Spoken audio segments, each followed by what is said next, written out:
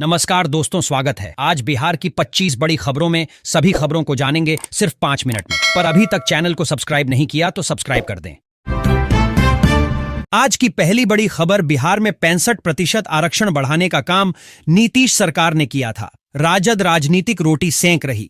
दिलीप जायसवाल पटना, 9 जून, INS।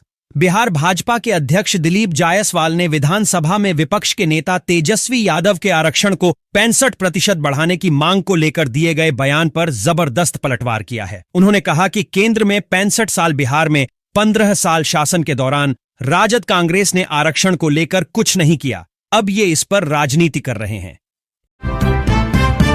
एक और बड़ी खबर, 23 जून से होगी 12वीं की त्रैमासिक परीक्षा। बिहार विद्यालय परीक्षा समिति ने जारी किया शेड्यूल। जिले के सभी सरकारी स्कूलों में गर्मी की छुट्टी है। 21 जून को ग्रीष्मावकाश समाप्त होगा और 22 जून को रविवार की छुट्टी के बाद 23 जून यानी सोमवार से सभी स्कूलों में शैक्षणिक गतिविधियां शुरू हो जाएगी। इधर स्कूल खुलते ही सभी +2 स्कूल और कॉलेजों में 12वीं कक्षा के विद्यार्थियों की त्रैमासिक परीक्षा 23 जून से 30 जून 2025 तक होगी। एक और बड़ी खबर, दुखी तेजस्वी का बिहार CM नीतीश कुमार से सवाल, आप आदतन ऐसा करते हैं या अधिकारियों की करतूत? तेजस्वी यादव ने पिछले दिनों आरक्षण सीमा को 85% करने के लिए विधानमंडल के विशेष सत्र बुलाने की मांग की थी। इसके लिए उन्होंने मुख्यमंत्री नीतीश कुमार को पत्र लिखा था।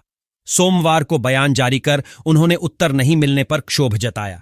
बिहार में आरक्षण सीमा में 65% तक की वृद्धि के लिए अपनी पीठ थपथपाई और दावा किया कि ऐसा उनकी सरकार में हुआ।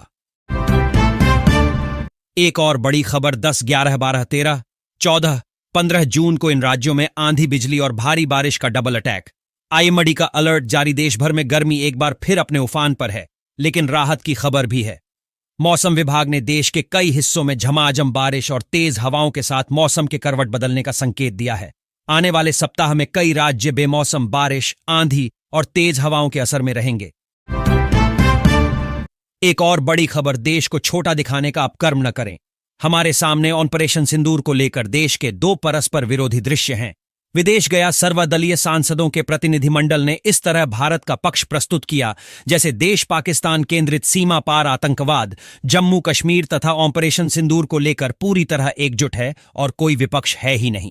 दूसरी ओर आप पहलगाम हमले से लेकर ऑपरेशन सिंदूर और उसके बाद देश के अंदर विपक्ष की भूमिका देखिए। किसी भी देशभक्त और सच्चाई का ज्ञान रखने वाले निष्पक्ष व्यक्ति का दिल दहल जाएगा या फिर उसको गुस्सा आएगा। एक और बड़ी खबर, बिहार में अगले 2-3 दिन भीषण गर्मी का अलर्ट फिर बदलेगा। मौसम का मिजाज, बिहार में अगले 2 से 3 दिनों तक लोगों को भीषण गर्मी का सामना करना पड़ेगा।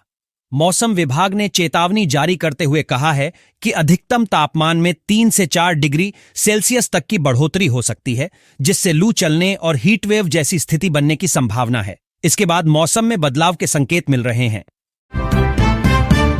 एक और बड़ी खबर, राहुल गांधी ने भारत के सुरक्षा बलों की ईमानदारी पर उठाए सवाल।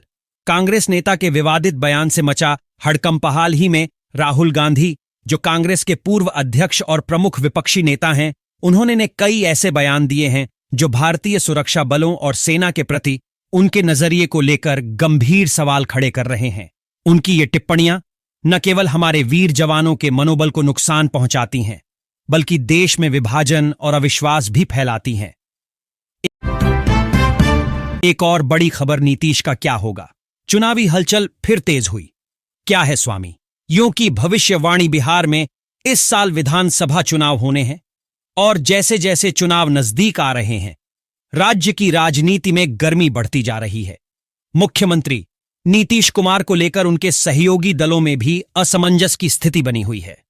नीतीश कुमार अपने राजनीतिक करियर में कई बार पाला बदल चुके हैं। एक और बड़ी खबर, बिहार में इस दिन से शुरू होगा रजिस्ट्रेशन।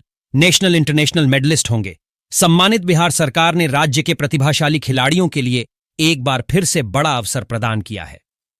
हर साल की तरह इस बार भी राष्ट्रीय खेल दिवस पर खेल सम्मान समारोह का आयोजन किया जाएगा, जिसमें राष्ट्रीय और अंतर्राष्ट्रीय स्तर पर उत्कृष्ट प्रदर्शन करने वाले खिलाड़ियों को प्रशस्ति पत्र और नगद पुरस्कार से सम्मानित किया जाएगा। एक और बड़ी खबर, बाढ़ में नहीं बढ़ेंगी बीमारियां। CM नीतीश कुमार के ऑर्डर के बाद हरकत में स्वास्थ्य विभाग। मुख्यमंत्री नीतीश कुमार की 12 और सूखा की समीक्षा के बाद 12 सुरक्षात्मक कार्रवाई को लेकर विभागों में सक्रियता बढ़ी है। स्वास्थ्य विभाग भी हरकत में आ गया है। राज्य स्वास्थ्य समिति की ओर से 12 से प्रभावित होने वाले जिलों को बाढ़ के पानी से होने वाली बीमारियों से बचाव के लिए पर्याप्त मात्रा में आवश्यक दवाओं का भंडार सुरक्षित करने को कहा है। जिलों के सिविल सर्जन और मुख्य चिकित्सा पदाधिकारियों को भेजे पत्र में कहा गया है